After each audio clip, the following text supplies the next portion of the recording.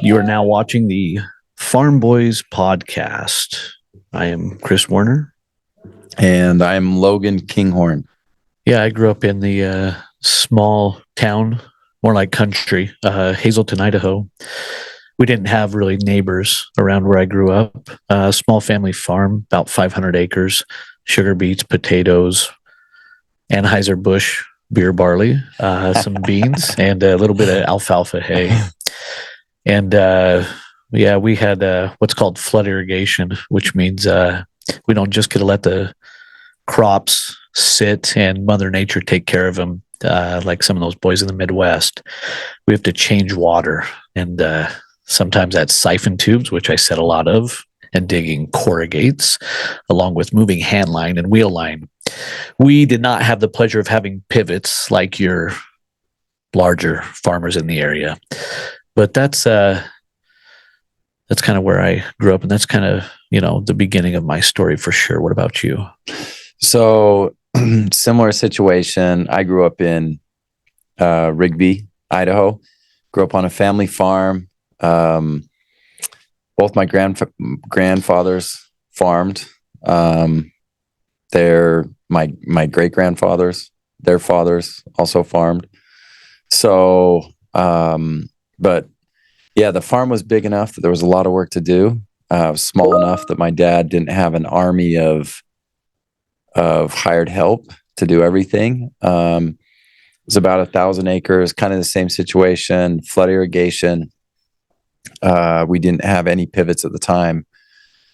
My dad still farms. My older brother helps him and our farms with them, and they've installed some pivots today. But back when I was growing up, it was all flood irrigation, so very hands-on process of irrigating the crops in the summer.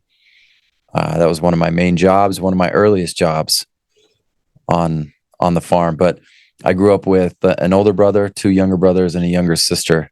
And when my older brother and I were old enough to help out, we were right there helping out. Probably we also had cattle, kind of a small ranch setup.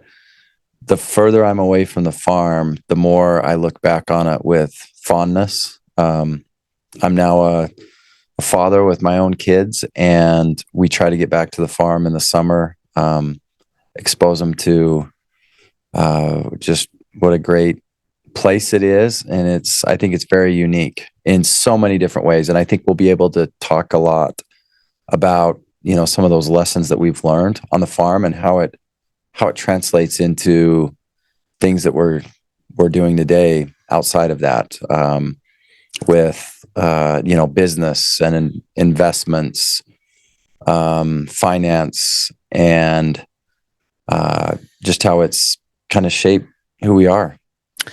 Yeah, you and I have been talking a lot before this whole thing, and I think that we are fairly typical, fairly average, if there is such a thing, of what it is to be an American right now. We grew up very humble beginnings. We're grinding our way through life right now, and there's a lot going on that affects us personally, affects your family, your daughters, wives, everything like that. And I really want this podcast to either inspire or at least entertain people who listen to it, and definitely watch it. And hopefully we can be of value in that sense, because, I don't have the secret to life. If there is a secret to life, I'm going to say right now, it's Jesus. Just put it out there, and if it's Amen. Controversial, maybe it is.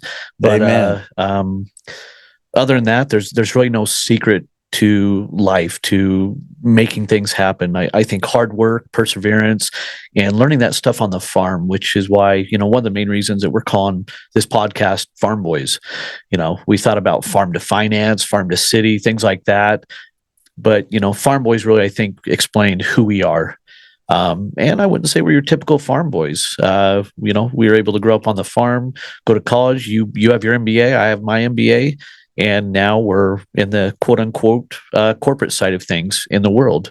About as far from the farm as you can be. On your side, I have the luxury of still being in the ag community. Hopefully we can present something here with guests, with ourselves, that folks just know that we're real, we're honest as we can be, and we're going to say things that probably piss people off, honestly, on occasion, which, if you're making everyone happy, I don't think you're doing it right, honestly.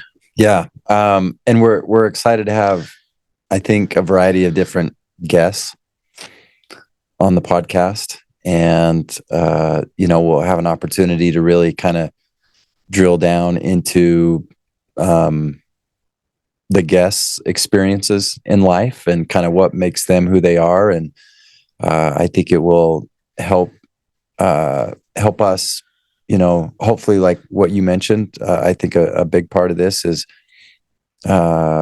providing some inspiration to people, and also hope, inspiration, light for people to set goals, to dream big, and to feel like that through hard work and faith, that our guests, our listeners can achieve whatever it is they want to put their mind to and work hard for. One of the things I love about you is that you don't take offense to things, and you and I can disagree about the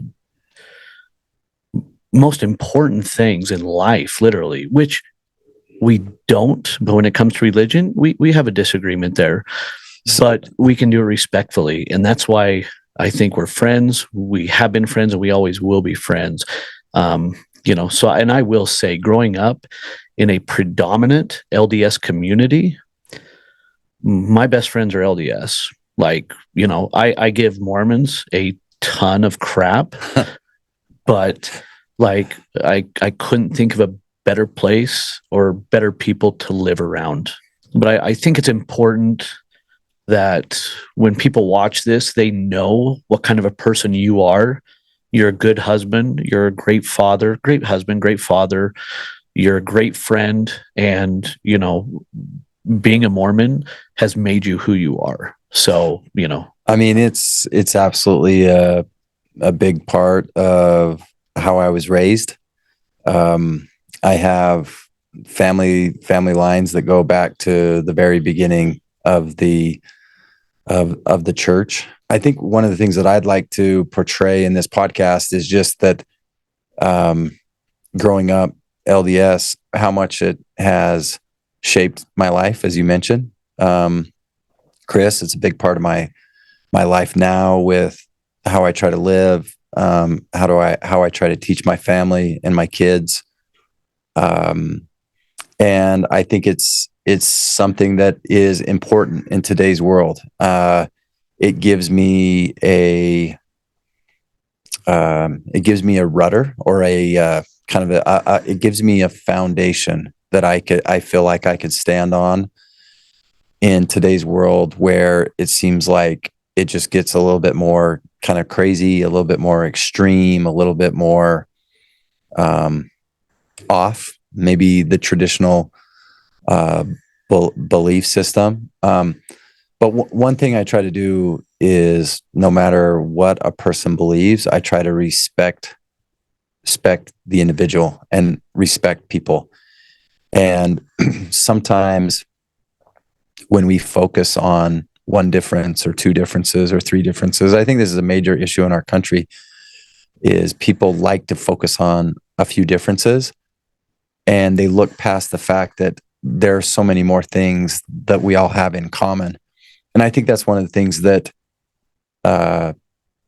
has made you and I great friends, Chris, is that we definitely have similarities, right? Grew up in some similar part of the country, a similar part of the state, the farm background, country background.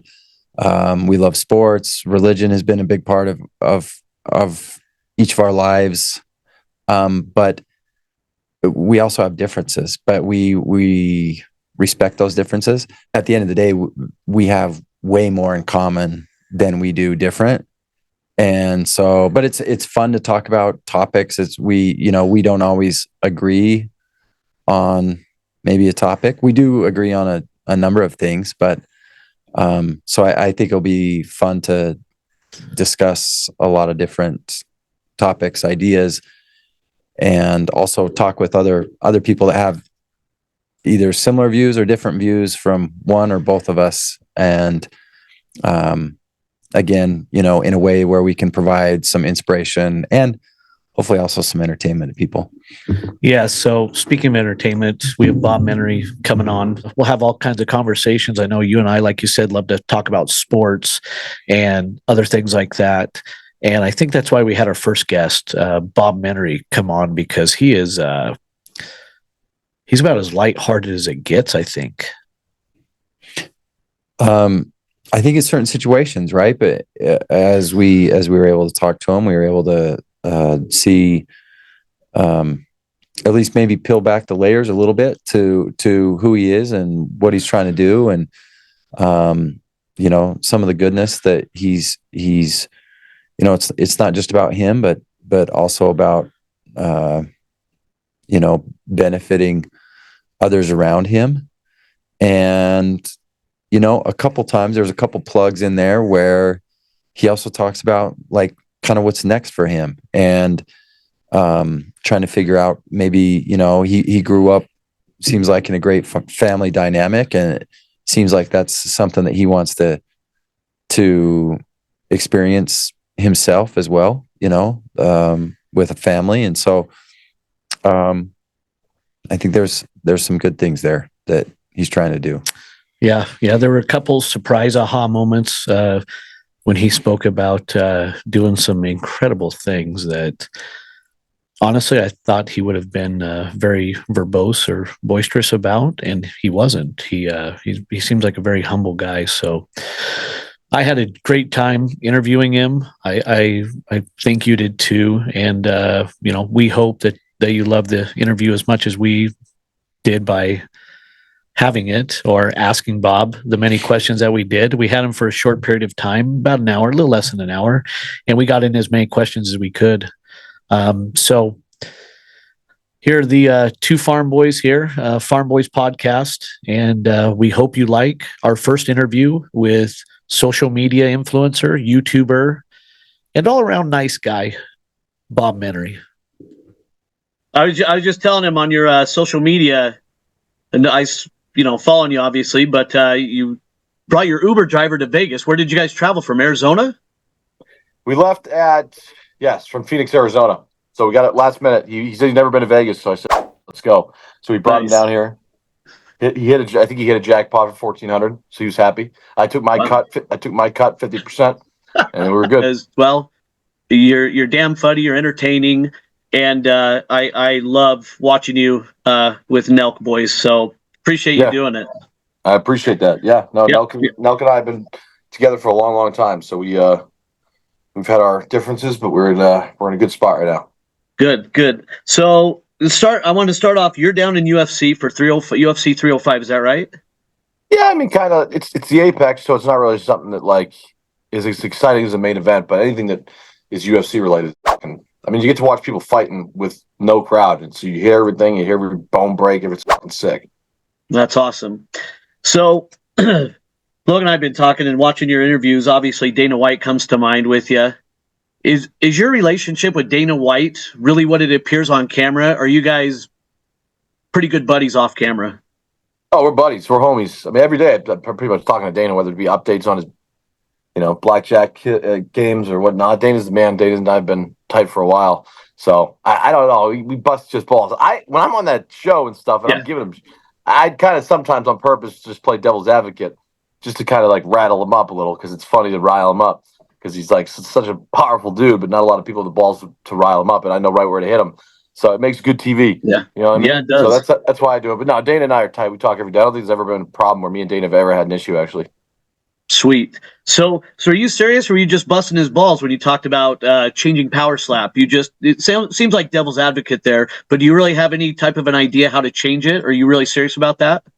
Yeah, if he was ever like, hey, help me somehow do this, I would absolutely fucking find a way to figure it out. I mean, I just think the sport needs to get a little bit, more than just a slap in the face stuff. I just don't know if it's I don't know just how sustainable it is. But again, can't be taking business advice from Bob Menery if you're Dana. That's yeah, it's a pretty crazy sport, and for him to have seen that and see all the views and then bring it over here, pretty game changing. So What kind of suggestions would you give him, Bob? I don't know. I think that you just a lot of the people in the sport are not that known. So I think that there's ways to maybe get more known people in there. Celebrity power slap? Yeah. I think maybe some some people that know some people like that have a bigger reach. Instead of just maybe building it up as just like a sport itself, maybe have a little more fun with it too. Mix in some fun and like with the cards, not just have like all these guys that like I hate to say it, no disrespect to the power slap community, but who these slappers are, I guess you call them. I don't know. Maybe have some mix in some celebrity people in between. That'd be interesting. yeah, so do you think it had much of an effect? What is it? Paige Van Zandt, is that her name? Came over and did it. I didn't even know about that, to be honest with you. I think somebody said that that happened. I don't know. I mean, I don't really watch it as much as I should, as much Gotcha. as I pretend to advertise it that I do. But no, I don't know. But it's cool though, because anything that Dana does, it's really fun. He does a really good job hosting like events, and when you go down there to whether it be the Apex, whether it be the UFC main fight or whatever, it's always such a good time, regardless of what you're watching. So some of those rooms are really really cool. And he has some Travis Scott and I mean Aiden Ross. All those people are always down there supporting with everything he puts together. So I mean, Dana's kind of like the Godfather. Everybody really supports him. Yeah, it seems like it. Every time we hear about Power Slap or even UFC at this point, he's definitely got the streamers behind him, which is cool. Yeah. Kind of keeping on the Dana subject here. You just interviewed Jake Paul with Nelk. I don't know, 3 weeks ago or whatever it was. It came out. Does Dana really dislike Jake Paul that much, or is that kind of an act? No, I think Dana does really never an act. I think that it's not that he dislikes him. I think that I don't know if he probably doesn't see him as a threat either, but you never know. Maybe he does see him as a threat. But I think that Dana runs his business the way he wants to run it. And then anybody that kind of comes in the game that doesn't do it as well as him, I think he probably doesn't really pay much attention to because he's so hyper-focused on how he does his job so well with the UFC. I don't know. I mean, I can't speak on somebody else's relationship with somebody else. I don't think he doesn't. I don't think he doesn't not like him. I think that he just doesn't care for because he's so fucking busy. He doesn't have any time to think about Jake Paul. He has one of the biggest sports in the world. There's no real time to think about anybody else. And especially if he's just getting chirped all day by somebody, why the fuck would you give anybody respect to somebody that's just chirping on the internet all day? Yeah. I think you're right. I don't think anything Dana does is an act. The only thing is crazy when he walked off Howie Mandel and then you find out it was all staged. It's like, oh wow, it seemed really real there. Oh, I knew that right away. I knew that right away. I hit up Dana right away and I said, was that was not real? And he said no. He said no. How he asked me to do it. So I was like, that makes sense. So genuine guy. Then that's cool. That's really cool. So with Jake Paul, when you interviewed him, you do a good job of calling people out for sure. So what do you think of Jake Paul fighting Mike Tyson? I think it'll be exactly what it is. I think it's just one of these like exhibition type little fights that people are going to watch just because the name's involved, but I don't think it can be really classified as real boxing because I don't think Mike's really still a real boxer anymore, right? I think he's just kind of done his thing. He's retired. He's gone out of the game. I think he's probably just doing it for just the bag. I don't think Mike's doing this for any sort of like to keep his legacy alive or anything like that. I think that's not over. It's just that he did such a great job in his career. I think that obviously he's just doing this now for, I'm assuming, some fun and some to keep himself probably in the game still a little bit and whatnot. Mike was one of the greatest guys I've ever met. Mike and I did a podcast together. I've seen Mike at UFC down there. It was him and Wahlberg and a couple other guys at the UFC event about a year ago. Saw him. Mike's always been such a classy dude. He's nice to everybody, and but he is one scary fucking dude when he looks at you. Yeah, I can't even imagine. How serious is Mike training? Do you know, Bob? I don't know Mike's training regimen at all, but I assume that anything he does, he probably does. It probably definitely revolves around something smoking weed. I've never seen a guy smoke more weed in my life. Mike loves his weed. Oh, sweet. He gets so baked. I mean, that's what we did. When we interviewed Mike with Full Send, we just smoked the entire episode. I was so freaking high for it. I couldn't even talk because I was smoking whatever his weed was. It was crazy. Oh, wow. He's got his own. Yeah, he's got Tyson 2.0. Okay. All right. Yeah, Didn't so know that. he's had that for a while. Tyson 2.0, and he's been smoking that stuff for a while. And with the Adam Wilkes, who's the CEO, does a good job. And they were kind of at the forefront, I think, of just all the marijuana stuff. So they did a good job getting in early, and I think that they continue to grow. And I think they have a great product, great company, and great team that works for them. So, Wow. That's awesome. What's your prediction, Bob, with Ooh, yeah. with the fight? I mean, so how old is Uh-oh. Jake Paul? He's 27. Mike is 58. I mean, that's pretty incredible that Mike's. I think, I think you have there's a little internet issue. I don't know if it's on mine or yours, but I think that with Mike, I think his age is probably, I don't know his age, but he's up there. And Jake is obviously very young, so I don't know how long the fight is. I don't know how many rounds it is, but I assume that the longer the fight, the bigger advantage that Jake Paul has. But I'd say that anything, if it was a shorter, if it was a 1-round fight or a 2-round fight, which would be not that entertaining, but it would be in favor of Mike. So I think the longer the matches, because those things are always changing, but I think the longer the matches are, advantage Jake. So I'd probably take Jake, but the shorter the match, I think Tyson has, still the knockout power and whatnot. So if he probably catches Jake, then he could probably do some damage to him. He's a scary dude for sure. So it looks like, I haven't seen all the fights or anything like that, but it looks like Jake Paul's actually become a pretty good boxer. Do you, you're giving him a hard time. It seems like you do that with a lot of people because, you're a friendly guy. And you like to push buttons and stuff, which I think makes you entertaining. I like to create good TV. Yeah, exactly. What do you think of Jake Paul's boxing? Have you followed it all? You know him personally, it seems like. Yeah, I'm not tight with Jake, but yeah. Jake and I cross paths. We'll definitely say hello to each other and say what's up. But definitely wouldn't consider him close to me at all. But we're in the same world. We cross paths a lot with each other. So I think he's done a great job with obviously boxing and learning the sport, and he's definitely training every day and taking it very seriously. So and he's obviously somewhat naturally athletic, but at the end of the day, still I think everybody's waiting for him to really take on a real person close to his size and that actually is a real fighter and a real boxer where he doesn't have the advantage. But who really cares? If I was him, I would continue just fighting off these people and just doing the thing he's doing right, because you don't want to be going up there. It's like, who cares if I go and fight a real boxer? I know I might get the shit kicked out of me, then that ends the whole business, because unless people are going to fucking watch it if he loses. Yeah. He's definitely done well for himself with the PFL boxing and what is it, MVP? I think he's a owner of that or part of that. Sure. Like I said, I don't really follow his stuff too much. I don't follow a lot of. I stay kind of in my own lane. I don't sit there and I was just watching Nature Channel. I was watching like animals flying around and shit like that. I like watching that, tornadoes, like all that stuff. That's basically it. So that kind of brings up a question that I definitely wanted to ask you. Who do you look at? Like, do you have anybody that's an inspiration that you look up to? Like, hey, that's a path I want to follow, or hey, that guy's got it. He's doing it right. I'd like to mimic that. Is there anybody out there like that, male or female, I guess? From work ethic standpoint, Dana's one that obviously you look up to from just the style of his work ethic and the way he just puts everything out there and says it how it is. Definitely look up to Dana. But at the end of the day, not really content-wise. I don't sit there and watch a lot of it. I don't watch like people's vlogs. I don't watch anything we film. I don't really watch our podcast back ever really. I kind of just, when I'm done, I'm done. Even though it seems like I'm always posting and all that stuff. He's like, oh, you're always on the internet. You're always on all the time. It's like, you got to realize that takes me 0.5 seconds to do.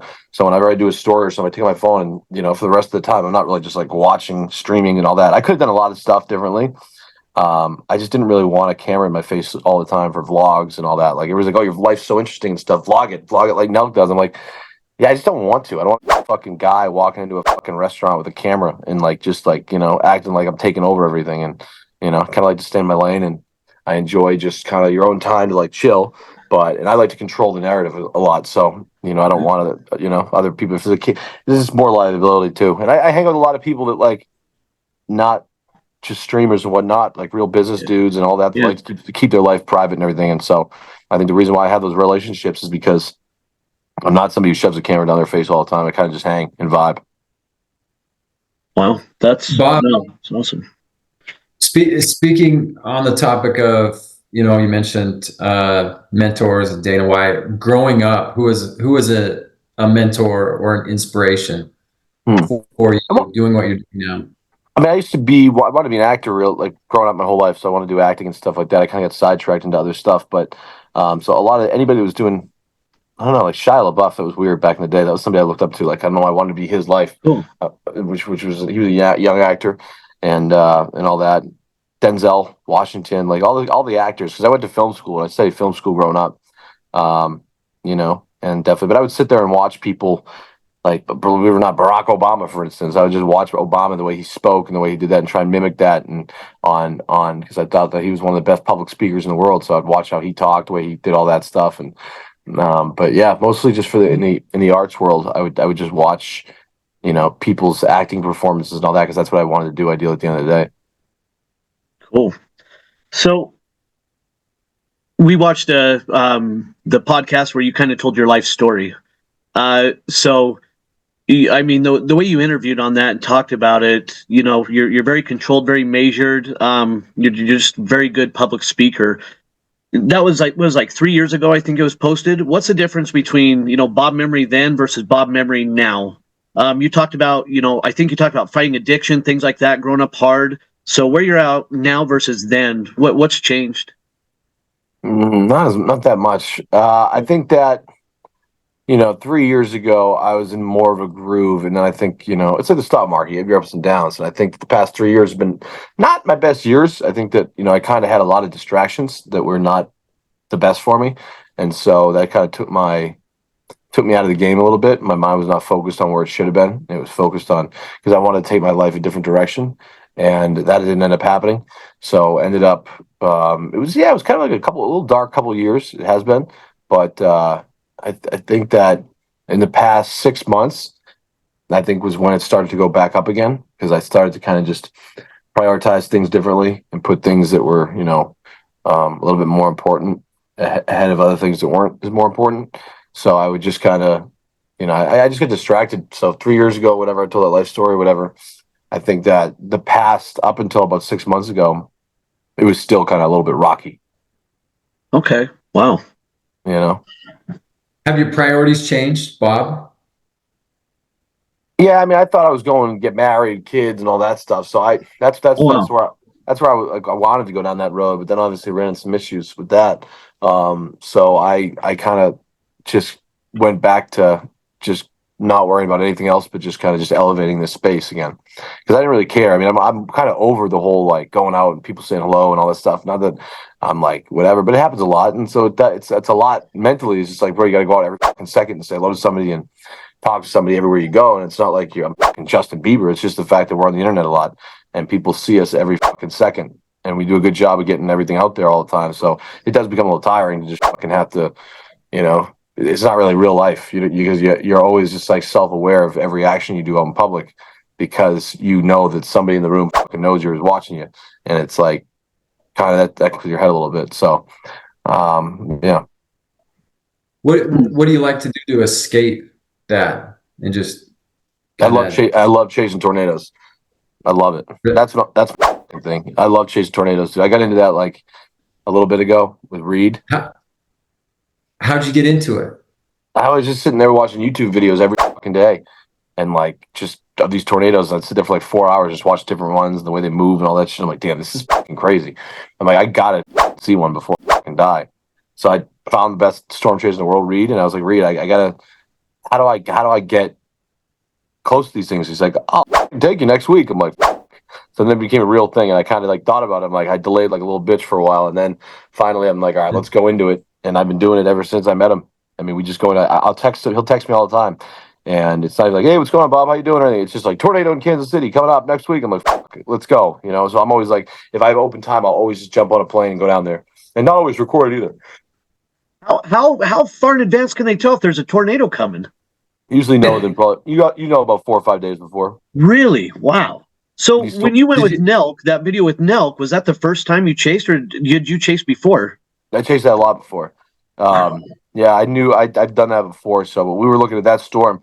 I'd say that we took them into that. You couldn't have found a better storm to go into than those that were all triggering off.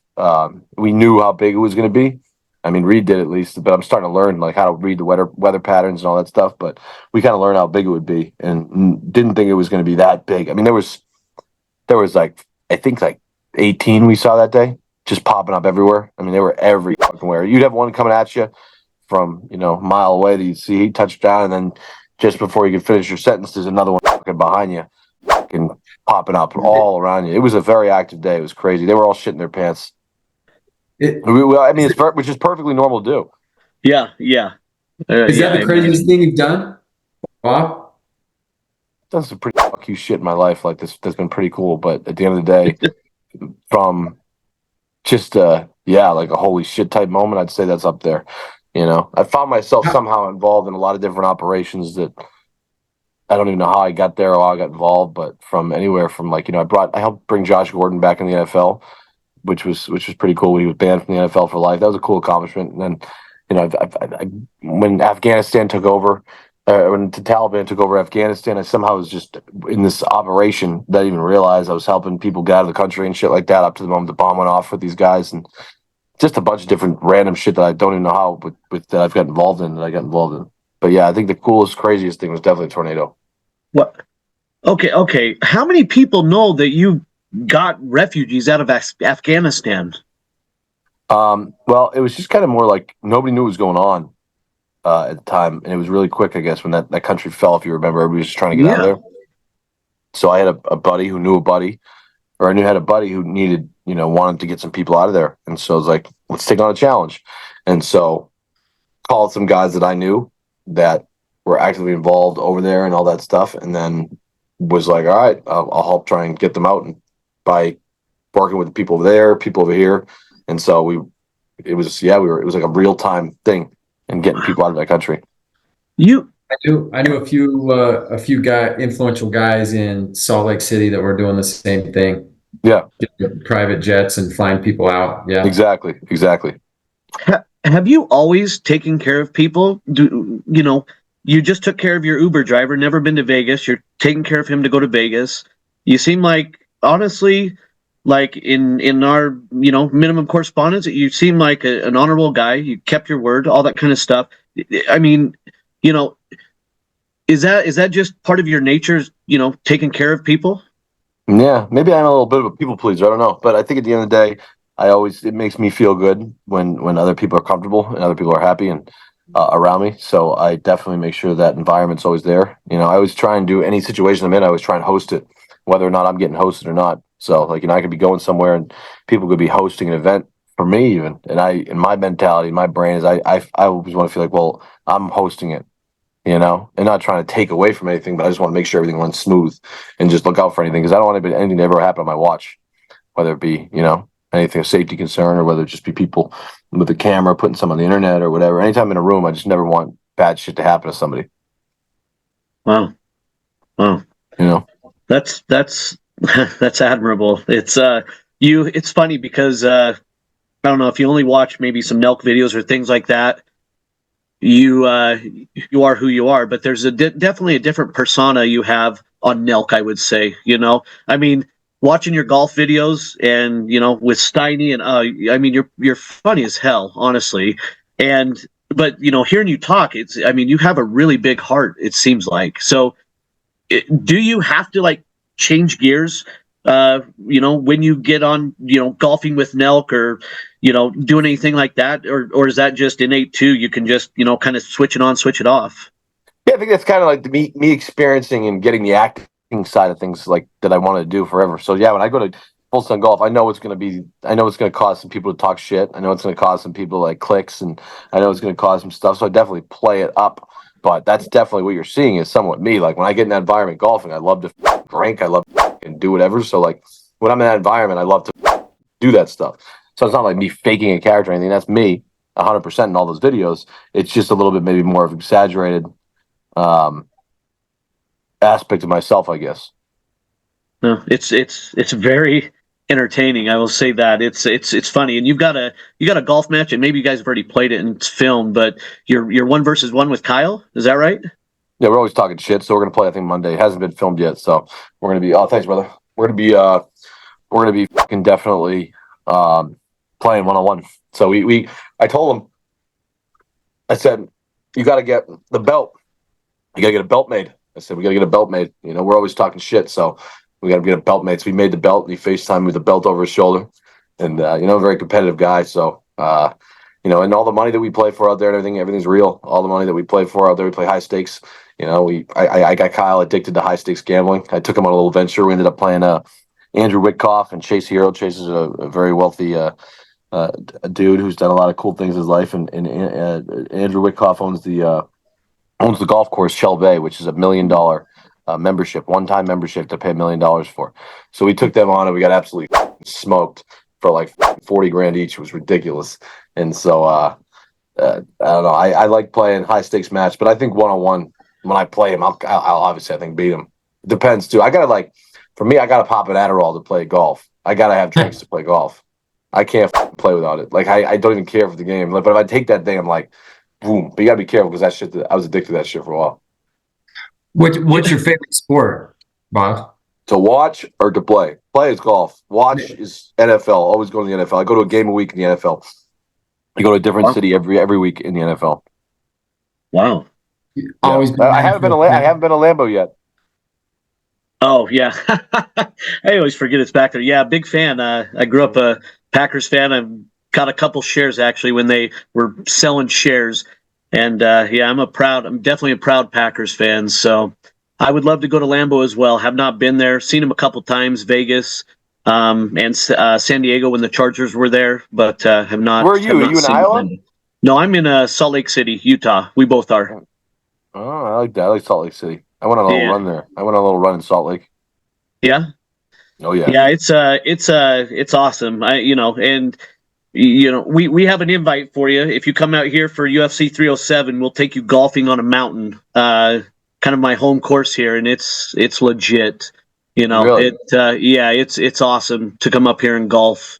I don't know. It sits at it's over 5,000 feet. I don't know what the elevation up there is. It's probably over, a mile high, but it's awesome to play up there. I would take you up on that in a heartbeat. When is UFC 307? It's like October, November sometime.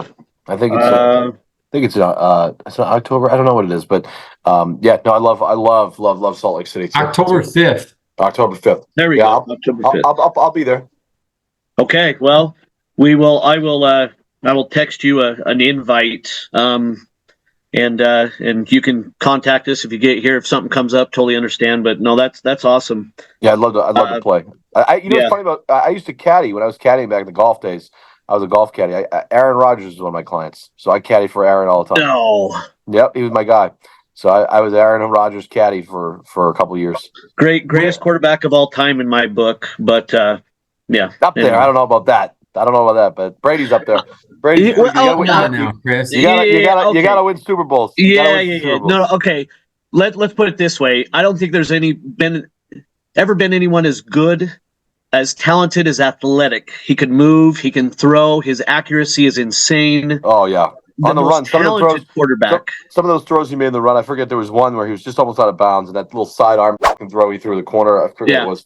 To who it was, but no, to Aaron's definitely fucking ridiculous. But yeah, and being a Packers fan, I'm not a big. Tom Brady is what he is, like Michael Jordan is. Let's be honest, but I still got to go with A-Rod's as the GOAT. So, well, are you a fan of him still now that he's on New York? I'm a fan of him. Yeah, I'm still a huge Green Bay fan. But I'm a big fan of his, even though he's with New York. I love watching the Jets One Drive, I think it's called, or something like that. And I try to watch him, his interviews and things like that. I am a big fan. Yeah. Bob, good. Where were you caddying at? I was caddying at Wilshire Country Club in LA. So I was there as much as I could, get as much work as I could, double bagging every day, making decent money, cash every day. But definitely had to work my way up the family line up there, because a lot of the caddies are all family members, so it's hard to get jobs because they always take their other family members out. So you'd be in the caddy yard sometimes from 5 a.m. till like 3 p.m. with no work, and you just wait for your name to be called. It didn't matter how early you got there and all that. They kind of just had to work. Yeah. What do you have to do to get on the lineup to even have an opportunity to wait? I went in there and just told them I worked for Augusta before because I needed a job, which wasn't true. And so, oh damn, Bob! that's when the acting experience comes in handy. Yeah. Yeah, I definitely, I got full into character there. Went method. Yeah. So I was fucking, I definitely pretended I worked for Augusta when I walked in for the interview there. But That's you awesome. know, a lot of times in caddying is not the most desirable thing. It's kind of like you do meet a lot of people that are interesting, you could say the least. So there's a lot of people coming in and out of that caddy yard a lot. It's sort of like prison. It's kind of like prison. So you get a lot of people that are in for life, and then there's other people that come out in and out and for a short period of time. So you just so you walked in there. You said, "I have experience at Augusta. Yeah. I want to caddy here." And they said, "All right, we'll put you on the list, or come back at 5 a.m. Yeah, just be here. Went back home, and they were like, "Yeah, just come back at 5 a.m. Can't promise any work for you, but just come down here. You work hard. You'll get some bags. You'll start to meet some people, and as you start to meet some people, you'll probably grow relationships, and they'll make you your caddy if they like you." And so I did that, and I was there for like 4 years, I'd say. Wow. So when did you start golfing? Always young. I was a young age. I mean, I worked at a country club growing up as a bag boy, so I've always been around the game of golf. And I have been, I'd say probably even like 12 years old, 13 years old. Okay, so I mean, they're turning to you. Are they asking you suggestions on, hey, what should I be hitting here? What should I be? If they were smart, they would have asked me, because I knew that course. I knew that course inside and out. But then you get those guys who think they know everything. They're like, "Wow, I know this putt's got to go right to left." I'm like, it really doesn't. But to each their own. You know, it's up to you. If you want to play the ball right, play the ball right. But this ball moves left to right, but you got to keep it inside the hole. And then This might be too specific, but is there a time when you like worst time caddying and best time caddying? Is that too hard to? No, I mean, like if you're looking for an individual story, I mean, definitely a shitty story was, it's weird because you'd always have these one groups that you continuously fuck up for. And so, and it would just happen. You just all fuck up for them. They still take you out, but and then you just get ragged on. But like, I remember it was, I think, Brian Baumgartner, who was Kevin from The Office. I was caddying for him, a guy named Ryan Likes, and a couple other people. And it was always a great group. And, let's just say every time I showed up, kind of like podcasts, I have a tendency, something that hasn't changed is sometimes I showed up a little bit tired from the night before. So, I was kind of out of it all day. And we're on the 18th hole, and we get to the green, and the putt that they're putting for is for a massive amount of money. And so I look in the bag, and Brian's like waiting for his putter, and he's like, "Where's the putter?" I'm like, "I don't know." I'm like, "I don't know where the putter is." So he's like, "What do you mean you know where the putter is?" I'm like, "I don't know. It's not in the bag. I don't know where it is." So I'm like panicking, looking all down. Ended up finding it somehow. It was inside of a hazard on the fairway. I guess I maybe went and looked for somebody else's ball, and the putter fell out.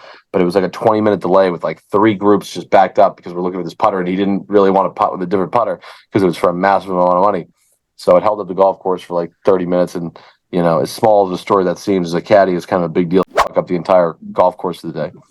Did he tip you? Yeah, they always tip the same. Brian was always good about it. Aaron always paid pretty well.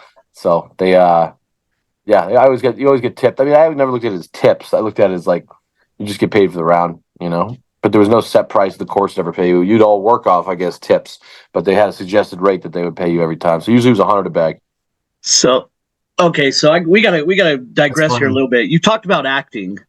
You got to tell us about Conor McGregor, Jake Gyllenhaal, Roadhouse. You said something about your character maybe being killed off for Roadhouse 2. I thought I heard you talk about, and then Happy Gilmore 2. But let's start with Roadhouse. Like, did you get to interact with? The actors are cool, but I mean, with Conor McGregor, that's got to be badass. Yeah, Conor and I didn't really have any scenes together. A lot of that we were involved in. Right. A lot of it we were involved in. We weren't shooting, but I definitely saw Conor on set. Developed a great relationship with Conor. Had our fun. We had some fun at the premiere after the premiere. We had some fun with, and what's going on? The one side in the middle, something. So we had I had some fun with him, and Gyllenhaal and I became very close because we had that scene that we worked on for a few days, and Roadhouse too. I mean, like I said, I didn't die in it. I don't know. I mean, everybody when I called Joel, the producer, he's like, "No, you're dead, man. Or you died. It's over." I'm like, "I'm not dead. You don't get it. My body. I'm still flying. I'm floating around the ocean. The boat exploded, but I'm in the ocean. You don't understand. I didn't die." And so he I called Jake and I was like, Jake, I didn't die in Roadhouse 2. All right, I messaged him. I said, I didn't die. Make sure make that happen. He's like, you didn't die. I got it. He left me some quote or something like that. So we'll see about Roadhouse 2. I think there will probably hopefully be a part of that and doing that. And as far as Happy Gilmore 2, Yeah. you know, I know that they're openly doing some stuff right now. So it just makes sense, I think, for, you know, what I try and tell people is I think it makes sense. You know, we have a lot of, we just came off Amazon, which #1 movie, which we really pushed really hard. Our deliverables really were, we didn't even really have to promote the movie. I mean, it was not part of our contract, but obviously it's a great, solid partner, as Dana White would say. You know, we go above and beyond for anybody we're in business with. So, but Happy Gilmore 2. I called David Spade yesterday, actually, because I told Spade, I was like, yo, I was like, I need a favor. I have $100,000 bet with my buddy. I said, I don't even know what it matters. I said, you got to get me in Happy Gilmore 2. I called Nick Swartzen. I called David Spade. I said, you got to get me in there. I said, even for a minute, you got to get me in that movie. And I said, I'll give you half. I'll give you 50 grand if you can get me the movie. So, because I have a $100,000 bet actively with my buddy that I can't get in the movie. Okay, so you love to gamble, obviously. I like to gamble Wow. where I have an advantage, and I have an advantage because I know I can get that done. So I'm not going to take a bet if I don't think I can do it. I'll take on a challenge. Yeah. But I'm not going to take a bet unless I think I can do it. Okay. Do you have any idea what Happy Gilmore 2 is about? I mean, is there any plot line premise? You just know that, hey, I'm born for this. I'm going to get in there. Yeah, no clue. Bob, I'm a hell of a caddy. If Are you you? need a caddy in there, you know, I mean, I'll be carrying bags all over the course. Yeah. What kind of bags? Whatever, you know, I mean. Well, so how often do you make bets that are, you know, that size of 100,000 or more? Is that a typical thing, or do you usually your stakes a little less than that? Stakes are less than that. And I don't really have a $100,000 bet.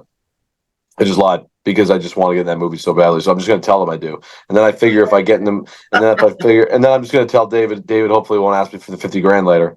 And that's that after he gets me the movie. So if he does, he does. But yeah, there's no bet. There's no $100,000 bet. But I'm open and willing to take one. Oh wow, you are. Yeah, for that I'd be open and willing to take that I could get in that movie. But I mean, yeah, for a speaking role in it, I think I could sneak my way in there. I don't really care either way. I just think it's funny. It would be funny. Yeah. I have another question. If we can come back, I think the whole caddying thing at the course in LA is awesome. That story. Is there another story where you? I mean, you know, because there's the term "fake it until you make it." Have you done that with something else? I mean, before you were known, getting into like, I don't know. Yeah, pretty much every fucking day. Yeah, I mean, 1,000% every day I'll fake it till I make it. So, yeah, I mean, one specific example of when I actually did not tell the truth because I had a desire to get something done. Man, like, I mean, was there ever a point where you're trying to like meet somebody, connect with somebody? Like I look at it as more as like grit and perseverance and actually creativity, right? To be like, hey, I want to go. Well, let me ask you this. Did you want to do that because you wanted to meet the people that were coming to the course, or did you just want the job? I just needed a job. At that point, I didn't even really care about the because I was like a $15 a day budget out in LA. So like I had no money, you know, I didn't get raised for money, so I didn't really have much help at all. So I was kind of on my own. So it was just for a job. And I knew in the back of my head, obviously, there was people there that probably could lead me to a better job. I don't think that I had any idea that this would ever happen in my life, this level. But I think that, but I don't think the caddying had anything to do with my success now, because it was definitely my last job before what I'm doing kind of now, I guess, was caddying. But I don't think they really correlate with each other at all. Any influential people that you met through the caddying process that? I mean, I caddied for Will Ferrell. I caddied for was out there. Never caddied for Wahlberg, but Wahlberg was always around there and all that. There would always be people in the entertainment business. It's definitely good. You definitely, I think, along the line, just subconsciously, without even really knowing it, registered in my brain kind of how successful people engage and how successful people talk to each other. I think that just kind of like wasn't really ever paying attention to it, but I think it just came, you know, with the whole experience. and picking that stuff up. And then those some of the tools that I use now were definitely from then. But I think that there was no like the caddying stuff was just a job. It wasn't something where I ever like used to get to where I am today. But it's actually funny. There's a lot of guys that I used to caddy for now. A couple of them are assholes too that, cut to now today, were trying to work with me on some stuff. Oh. And, at the end of the day, Hey, just like, I'm not somebody who holds grudges or anything like that, but I'm like, in my head, comes full circle, right? You never know. The Yeah, character of those I guys always now. think about that. I mean, working with people that are known, that have money, that have notoriety, whatever it is, and sometimes it's like, right, that dude's an asshole, right? Mhm. But I mean, it's a little bit ironic, right? Now they want to talk to you, Bob. Yeah, I mean, I think they're probably already doing all right, but yet some of their businesses definitely crossed with ours. So I think that there was definitely the approach came differently, meaning like, I'm like, well, hey, this is so and so, whatever, blah blah. I'm like, I remember you at Caddy for you for a while. Yeah, I was like, yeah, I mean, I didn't ever say this, but obviously, I was like, you're a fucking dickhead. I don't fucking work with you. So what do you think? What are a few of the, I mean, either experiences or things that you've learned that's helped you reach the success today that you've? I think a lot of it, for me, it was very important, and something I did right was, and I still to this day, is not expecting and to give more than you take, in a sense of just from in the beginning stages, especially, is if you have any value to offer to anybody, I'm going to give it up for free if I see something down the road further for you. So in the beginning stages, when I first hit, like say, 1 million followers or all that, and whether it be just helping plug somebody's company or charity or something that's important to them, I would do that without asking for anything and just do it without them even asking me. And just hopefully they picked up on it and said, oh, this guy fucking actually just doing this for no reason, just because he fucking wants probably just fuck with us. And then people see that, anytime somebody that consistently where I am now, or whatever you want to call it, if I see some of these guys, and I know some of them that go out there and like plug our products for us over and over again, like I see that all the time. They may be no names or nobodies, but those are the people, probably the first people we're fucking with, that are just, I guess you'd say, I'm not saying average, but people that are probably not as well known as us that are looking to come up in one certain way, shape, or form in life. And those are the people that I'll tend to have the first, I'll do stuff more for them than I would anybody else. Just some random Joe Schmo DMing me wanting an opportunity. I'd rather give an opportunity to somebody who's already had our back for a long, long time. Well, so, you talked about, and I don't want to equate the two. You said you and Nelk had some tough times. How did that ultimately get resolved? Was there apologies? Because obviously, you obviously don't hold a grudge because you seem to work well with people. I mean, there's people everybody doesn't get along with, but how did you and Nelk, how did you really repair that relationship? I think we were back and forth in court and doing all that stuff, and it was the point where it was getting serious. So, Dana kind of stepped in and kind of just was like, there's no need for this stuff. Let's just get rid of this and whatnot. I mean, I think I still came up on the short end of the stick in that, which is fine. But we came up to a fair agreement in a sense of not anything money wise. I mean, I lost tremendous amounts of money in that whole thing, between legal and all that stuff. But definitely just, once something's done, it's done. It's moving on. Like, with Kyle and I, we were good buddies, but it was just business, I didn't like something he was doing in business. I mean, I've never been sued, and I've only sued one person in my life. So it was, it was him. So, we're just boys. We're homies always, me and Kyle. Now we kind of laugh about it. But, he's very strict. He runs a strict fucking thing. He protects his brand. He protects his baby pretty hard. And he doesn't give a fuck what you say or what you think you want or what you want to do. He's going to run it his way, and that's the only way he's going to run it. So I respect that from him. I'm going to still try to come in there and do whatever I can to get, a piece of something or whatnot. And that's that. But Dana was definitely one who just called and was like, yeah, let's drop this, and then fix the whole situation, and kind of was the mediator. And then we went from there. Wow. So, how much can you attribute to where you are today from fullsend, Nelk? That's a good question. I don't think really. I think I could have went a separate way and been just fine, maybe even better. I think that I just had fun with those guys, and I just liked what they were doing, and we have a great time together. And I think that in life, I was having more fun when I'm with them than was doing it on my own. And because I had a really successful sports show before that, and I could have stayed in that lane, it was more brand friendly. Their lane is a little more wild and whatever. And you knew when you partner up with them, you'd probably not have as many opportunities in what I was doing before, because they're a little bit risky, a little bit edgy. And so a lot of companies just didn't want to touch anything around them that they were doing. But also they do a great job of, building everything in-house so they don't care about anybody else. But yeah, I think that I don't know. I mean, it's definitely with them. You get a lot of shit talk to you. You get a lot of fucking people. Like, they have a different audience. It's like, before I had my audience, everybody was like positive, pro, positive, and then you go over there and it's just like, can you get fucked with? So, which doesn't bother me at all. I mean, it used to in the beginning. It's like, you're human. Of course, people start talking shit to you, just like fucks to your head. I don't give fucks now. Like, I mean, obviously I have thick skin. I've been in the game forever, so it doesn't really bother me. But it's definitely, their audience is definitely ruthless in a sense of just fucking, because they're all fucking kids. They're just like kids will just talk shit. It's hilarious. Yeah. So, do you think it helps to be in the business where you can be buddies with guys, or do you think it's easier if you just keep things professional and you're kind of doing your own separate things in your private life? I think a mix of both. I think it depends. The variables behind that question, but I think that I have businesses that I'm involved in. Some people don't even know about. Where it's just straight business, and I have businesses that I'm involved with where there's a lot of fucking boys that are involved. I think it becomes a lot more uncomfortable because it's hard to be when you're boys with somebody you're doing business. It's sometimes be uncomfortable to pick up the phone and be like, "What's my money?" or "What's going on here?" And then you're friends, but you're asking your friends, but it is business.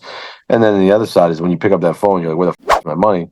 When you're not friends with somebody, then you don't give a fuck. You know what I mean? When it's just straight business, so there's different ways to do it. Yeah. Yeah, for sure. So, well, I know we're coming up on time here. Logan, did you have anything else that came to mind that? I was just going to ask Bob, what's next? What are you focused on next? Where do you want to go? Yeah, I really want to figure a way that, obviously, as sad as it is, the sports gambling world is exploding, and figuring a way to really make a deal that I deserve in a sense with my audience that I built. And I knew where sports gambling was going over years and years and years, and it was going to be legalized across everywhere and all that. And so I really worked really hard to build that community for business reasons, and I think I have that community on lockdown pretty much. So I want to be able to, anybody that already has a product built that can, and already licenses in place, and whether it be a DraftKings, a Fanatics, or all those big companies entering into the gambling space, I think I have a plethora of amazing degens that follow me and that love to fire. So, and that we can push towards different platforms that if they like to gamble. And so lining up that deal, I think that's where all the money is if you structure that deal right. And that's just money business wise. But as far as anything else, I think, definitely start a family one day and all that stuff is important to me. So, I mean, it's very hard in my life to do that. With a lot of people you meet, you don't know who to trust, you don't know any of that stuff. But I think ultimately, at the end of the day, to do that one day was something that I probably want to do. That's awesome. Did you grow up with siblings? I have a brother and a sister, yeah. Very good family. My parents were both married 40 years plus. Fucking good. I had no rough upbringing or anything like that. Besides, we weren't that well off, so it was just like that was the only thing. But as far as just like a family background, I mean, just couldn't have a better family. Never really dealt with any tragedy or death or anything like that early on, or none of that stuff. Family's big for Chris and I too. I mean, we both grew up small town Idaho. But yeah, it's I think it's important, and it's fulfilling too. Yeah, and then sometimes you get straight away from it. You got to remind yourself that life is short, and you got to be fucking. You got to call your mother. You got to call your fucking dad. You got to, because you never know fucking when shit's gonna pop. Yeah. So that's my own reminder right there. Yeah. So you have a new assistant. You want to give her a shout out or anything like that? Yara's the best. She's chilling. I mean, it's spur of the moment thing. Like, she's obviously she came to me and was just like, "Hey, listen, I really want to work for you." I'm like, "Who is this fucking beautiful girl coming up to me?" I'm like, "Damn!" I'm like, "I didn't want that fucking thing. Because I didn't want that to be the sentence. Right. But Yeah. no, she was just like, I want to work for you and all that. And I was like, you know what? I mean, I'm fucking fly by whatever. So I was like, you know what? I'm like, let's go. Let's go. So, but she's doing a great job. She's on day 4, but she's like actually killing it, which is cool. So I can definitely see potential to like where she's going to be helpful in my life. And what I always tell her was, or whoever was working for me at the time, just is like, you know, keep me organized and all that, is like, you're not working. I mean, you're working for me, but at the end of the day, you should be working for yourself. So like, you should be getting your shit done, but at the same time, keeping what your goals are, because you're in the right position right now with everybody around you to be able to succeed. You know, you don't want to just sit here and work for Bob for the rest of your life. You want to build your fucking legacy, your fucking thing.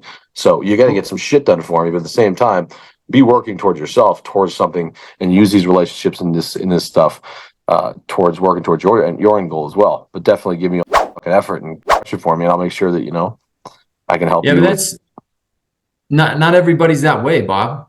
You know, not everybody in your spot would tell her that same thing. So I mean, just the fact that you're trying to open up her mind to you know, the foundation that she can create for herself, the launching pad for herself, that's awesome.